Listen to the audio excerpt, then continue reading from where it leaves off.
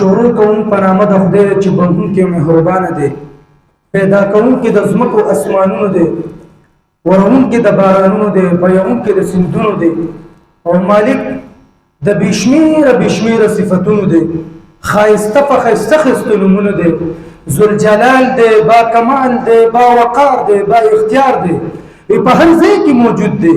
وی هغه چا څخه استویلی چې د ولی شګي سینه کې راته ښکاري، د شبنم قطر قطر کې راته ښکاري. وی نه پوهېږم چې دا ته او که زه یم، وی نه پوهېږم چې دا ته او که زه یم چې په هره آینه کې راته ښکاري. نو زه به څنګه ستا د ذاته منکرېږم، نو زه به څنګه ستا د ذاته منکرېږم چې د خپل ذات ذره ذره کې راته ښکاري. نو وی ربه ذات یو لو یا محمد ښکاري نه په هر څه کې راته ښکاري.